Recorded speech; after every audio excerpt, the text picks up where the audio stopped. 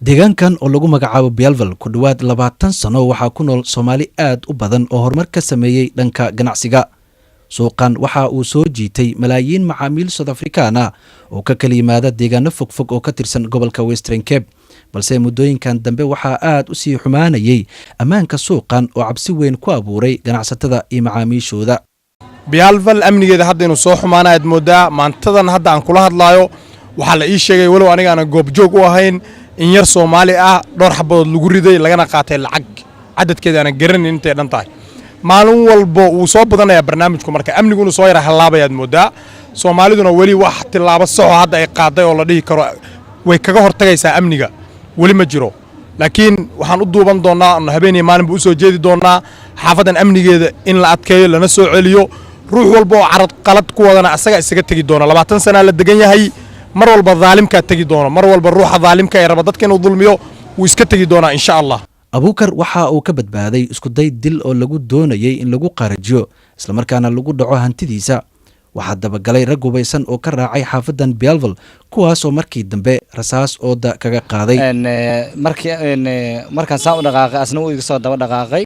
marka mar allaale markaan saan u arkay baa waxa dhacday gaariga nin inuu ka soo degtay wuxuu rabaa inuu i dhaco ama gaarigayga ama lacagta aan wato markaas uu qaato markii ninka gaariga uu ka soo baxay wuxuu wataa qoryo wataa wuxuu rabaa inuu istaajiyo intuusan istaajinin ka hor wuxuu igu bilaabay xabado wuxuu igu tuuray hal xabad markan gaarigaas aan ku sii raacadeeyay kadibna xabad kale igu soo tuuray marka dambe saan markaan u dhaafay gaariga asninkii way ka soo tageen nimanka kale gaariga kale igu soo raacadeeyay saan u orday marka dambe waxaan galay meel oo police station marka dambe galay. ganacsatada Soomaalida ah ee deegaankan ayaa ka walwalaya inuu hoos u dhac ku yimaado malaayiin macaamiishooda ah oo halkaan u soo dukaamaysi taga xilli suuqan uu ka mid noqday suuqyada ugu mashquulka badan ee dalka Koonfur Afrika. gudoomiyaha ururka isku tagga ganacsatada Soomaaliyeed ee dalka Koonfur Afrika Mahad Cumar Cabdi ayaa sheegay in ay sugi doonaan nabadgelyada deegaankan iyagoo kaashanaya laamaha ammaanka. amniga Bellville rugta ganacsiga Soomaalida aad iyo aad ayuu faraha uga baxay dhibaatooyinka aad iyo aad bay u soo badanayaan habeen iyo maalinba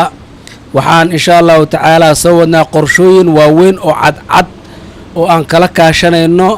hay-adaha amniga dhammaantood ee waddanka iyo gobolka waxaa noo qorshaysan istaraatiijiyad cad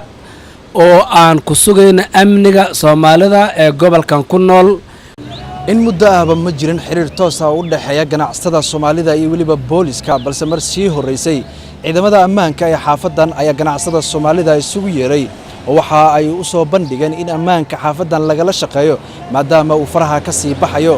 balse taasi waxaa ku gacan saaray gabi ahaanba ganacsatada Soomaaliyeed oo aan wax jawaab ku celin ciidamada ammaanka ee xaafadan Bellville ee hoos timaada magaalada Cape Town. Cabdikariin Mursal, telefishinka caalamiga Universal, magaalada Cape Town.